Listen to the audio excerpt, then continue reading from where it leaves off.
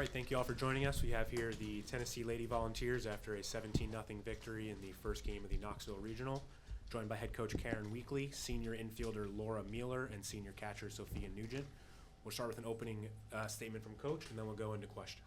Coach? Great way to start, for sure. And I'm just really happy for these guys and proud of them because they work really, really hard offensively. And, you know, everybody in our dugout, in our clubhouse, we know we have a good offense. And, you know, we haven't shown some things lately, and then everybody starts asking questions, what's wrong? And I think these guys probably just got sick of hearing that.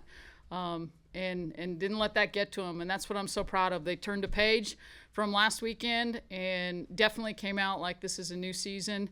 And everybody's 0-0, and just couldn't be more pleased with how we showed up today. Okay, we'll go into questions. If you have one, please raise your hand and wait for a microphone. Start with Cora here in the front. Laura and Sophia, could you both kind of speak to that offensive revival today and just how you guys kind of took it upon yourselves as seniors to really spark this team today? I think we really just came together focusing on what pitches that we needed to hit, and it just came together as a collective unit. Yeah, I think we just wanted to attack the ball early on in the count and swing with some conviction behind it. For both Laura and Sophia, you've been a part of many of these tournaments. How important is it to get that momentum going from the first game like you did today? It's really important just bringing in a win to tomorrow. If you're on top, it's a lot easier of a road, and it definitely fuels the next game, whoever we play. Yeah. In the corner in the back. For Coach, and then I have a follow-up.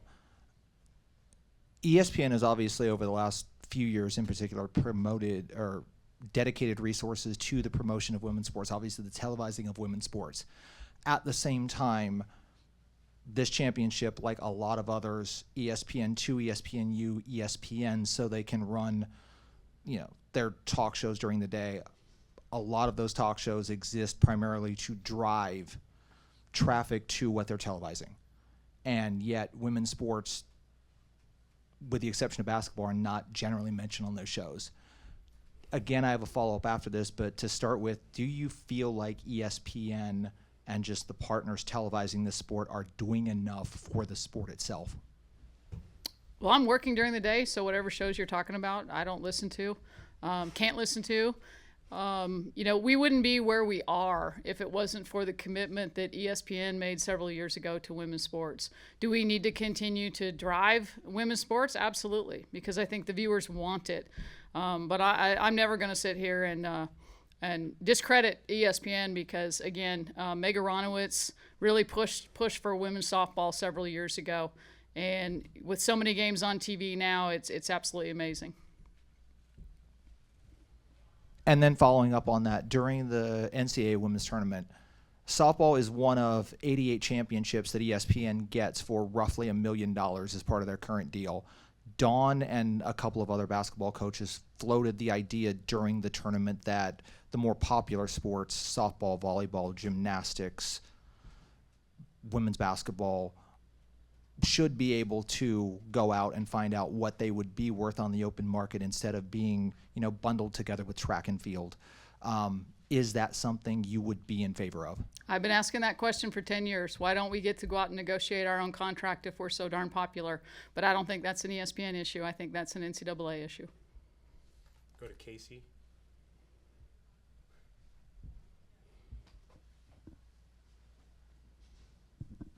Coach, we got to see the bottom of the order shine 6, 7, 8, bringing in over half of those runs. When you have such a dominant bottom of the order, why does it make the offense so lethal? You know, we've known that, again, in our dugout all season, that we can score in multiple ways, top to bottom. But today, that was the cool thing, was we got a big spark out of Laura, Emma right behind her, just having really good at-bats. And I think, you know, hitting's contagious. Playing off, you know, an offensive onslaught, it's contagious. And when you see a teammate do something really cool, then you want to get up and do something really cool. And it's competitive, but it's more just pass the bat. Just pass the bat. I want to help my team here. And I think that's what you saw today. Go in the back, Reese, and then Paige.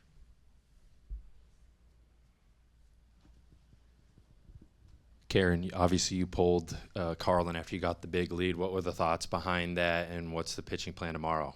I have to ask it. I'm sorry. You know, I've been doing this long enough to, be on the right side of the game today and be on the wrong side of the game today, and just learn that you've got to put your best foot forward out the gate. These guys did their job in giving us the runs that allowed us to take innings off her, and also big for Sage to get experience because this is a different stage. So that was the reasoning behind today. You got to go out and put your best foot forward, and we'll watch this game. And we've watched a lot of film already. We kind of know who we think's going to match up well with who. So we'll make that decision tomorrow morning. Karen Mitch is doing something cool on offense for both of you, hitting home runs. Mueller, grand slam. Just kind of describe what that was like, being able to connect on a pitch like that.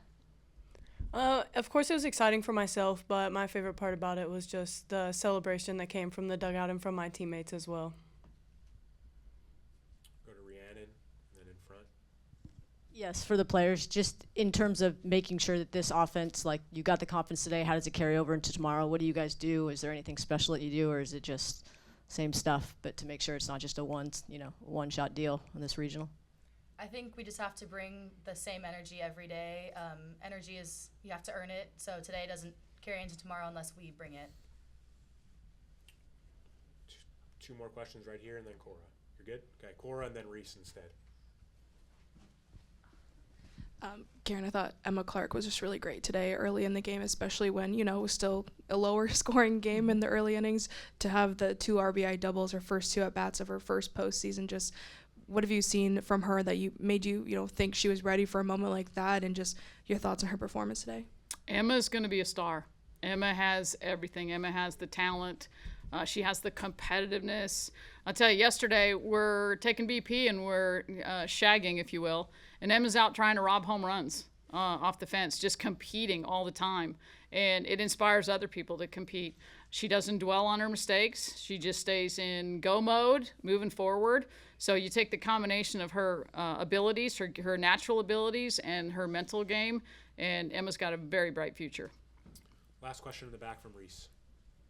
Coach, how important was that second inning where Carlin got in the jam with the bases loaded, got out of it, and then McKenna led off the bottom of the inning with a home run? Well, I learned my lesson back at UCLA, okay? You don't take Carlin Pickens out of a jam.